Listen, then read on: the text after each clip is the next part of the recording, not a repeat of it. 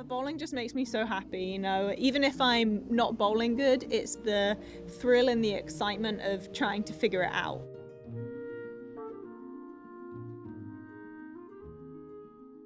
Brandon Curtis, Lee Harris, Lawrence Hamilton, Crystal Hall, Ralph Vitolo, Louis Garay, Nick Johnston, Akito Kim, James McGinnis. You know, when I walk in the building, I have that belief that, well, I should be up there. I do have an opportunity to win, and I wholeheartedly believe that.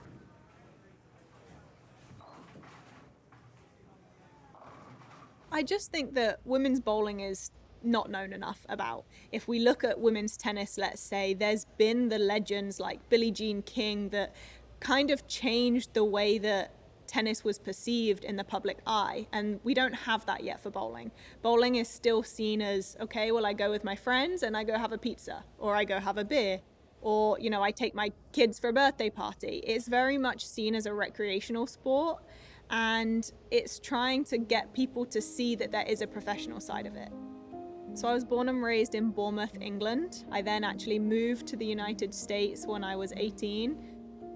All through my family, really. My parents bowled, but the main reason was because of my brother.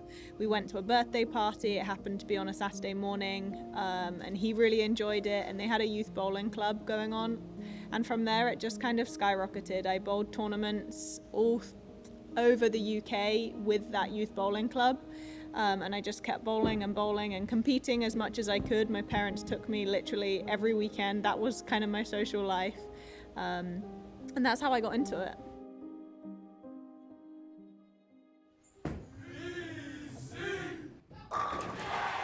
So I went to Weber International University for 4 years. For me, bowling's always been a very individual sport. Growing up, everything was by myself, apart from some events I'd bowled for Team England. So going actually into collegiate bowling was a decently big step for me because I had a team that I was bowling with literally 24/7. So you had 7 people behind you that were really trusting in you to throw the ball, and you just had their support. Randy Stoughton was my coach for 4 years, and I feel like I learned so much from him. He was very supportive, but he didn't necessarily hold the team's hand. You know, he let you figure it out for yourself. If you really had a question, then you could come to him and ask. Once I graduated, I took some time to work, and you have to have a visa when you're from England, so that's a bit of a pain, but I managed to get all of that sorted, and then after my collegiate career, I decided to go professional. Honestly, I didn't really know where I could take bowling. When I was younger, I used to tell myself, you know, I love bowling, I just want to bowl. That's all I ever knew, that's all I ever wanted. So it wasn't really until I came to the US where I really started to get an understanding for professional bowling. Then when I was in college, my first couple of years, I knew that I was a good bowler, but I didn't really have that confidence that I could take it to the next level. And it wasn't until I competed in some professional events actually as an amateur, and I had a lot of success. My first USBC Queens, I bowled really well and I led qualifying. And from there, I kind of had that thought of, wow, maybe I could actually become a professional bowler. The women's tour went away for a very long time, so right now I'm just grateful that it did come back. I think right now the men have more coverage because of the TV, they're on Fox, and I think that has a little bit more coverage. The hard part is that the women's tour does only run for 3 months throughout the summer, so it's a little bit harder for them to get that much coverage when they're only on for 3 months. You want those ladies, you want those young women to have something to be able to showcase their talents with. I always think it's fair, right, if a men's tour and a women's tour. I was a big component of when PWBA came back. You know, I know a lot of the PWBA members personally, and knowing that they didn't have anything to bowl, and some of them were in their peaks of their careers at that time, but being able to watch them now get back on the lanes and just win, and it's amazing. It's an amazing feeling.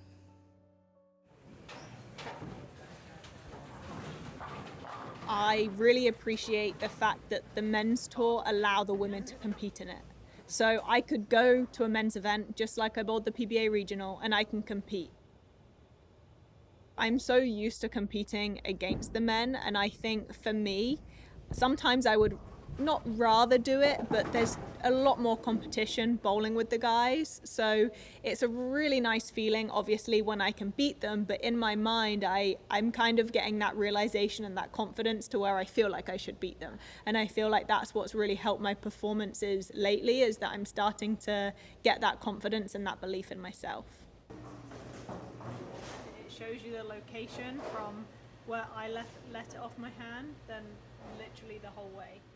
So a lot of the preparation is done in practice, and I will practice 5 days a week on different aspects. So depending on what my goals are will kind of depend on what I work on. The women definitely want to be a little bit more athletic, and on the guy side, I think that maybe it's that stereotype, or maybe it's just because they've had success without doing it.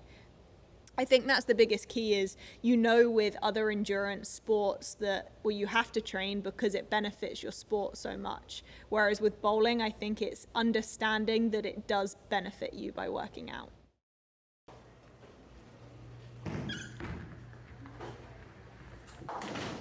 I think there is so many people that actually support women's bowling, and I think there's so many more female bowlers than a lot of people realize. Out on the women's tour, we have people that come from Sweden, Japan, Indonesia, I'm from England, Poland. We have every single country almost competes, and that's kind of the aspect that a lot of people don't see unless you're really within bowling.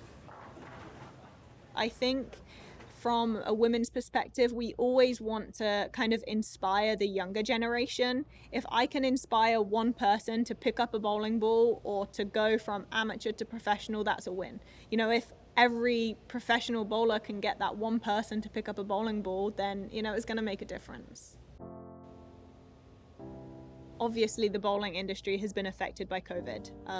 Once everything shut down, I personally had 3 months of literally no bowling, at least no bowling center. I tried my best to bowl at home because I had no idea when things are going to recover. I thought that, okay, well, as soon as this pandemic ends, I thought it was going to end. So I thought, okay, things are going to get back to normal and I'm going to go back on the lanes. I'm going to have the PWBA tour to compete in. So I literally made this tiny little setup with some cushions at home so that I could still do drills and still feel like I was bowling, still have my hand in a bowling ball, and I just wanted to be ready for when the tour was going to start. PWBA is run by USBC and BPAA.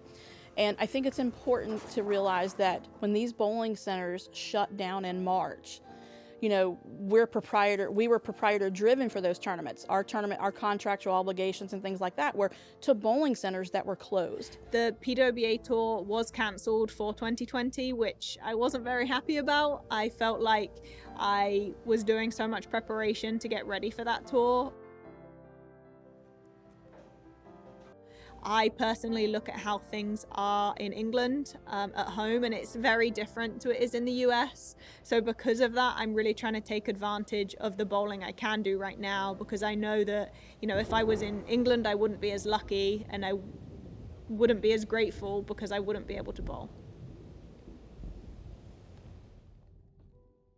Immigration is always a very tricky subject, and it's not normally something that I share with the bowling world. It's normally just something I get on and I do it, and it's part of my journey. In order to be in the US, I obviously have to have a visa, and I applied for an athlete visa, and it was the same visa that I had had for 3 years prior.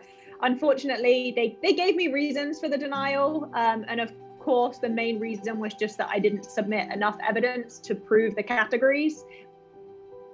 I had never not had a Christmas at home, and to me, I'd always said to myself, like, I'm whatever the situation, regardless, I will always be home for Christmas. It's just, my family means so much to me, and I hadn't seen them in so long, and Christmas is always that time where I get to see them. So I wanted to figure out the visa so that I could go home. Because of everything that ended up happening, I made the decision not to go home so that I would be able to bowl the PWBA tour. My parents are very supportive, and they pretty much said, like, Verity, this is your livelihood. You made the decision that you want to bowl full time.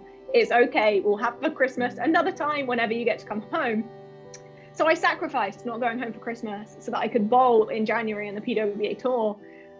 And then that was taken away from me too. So I just cried so much and it's very emotional to think about.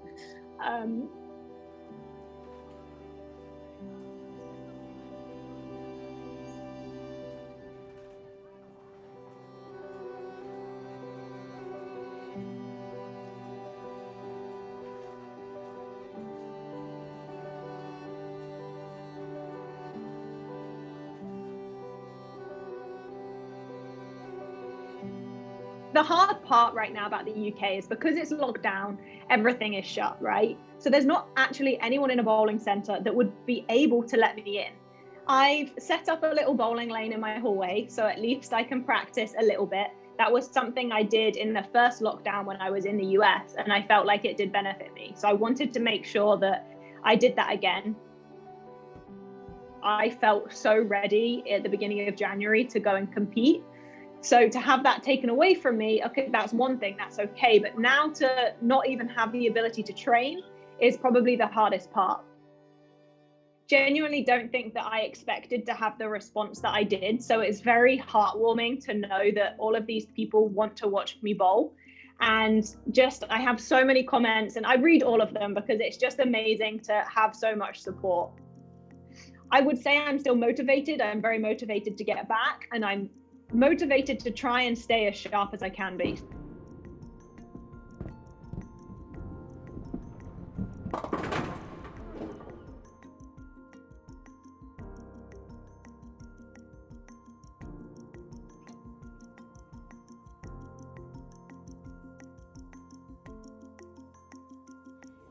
After what was nearly 3 months back in England, I am so happy to be back in the US and to be able to bowl.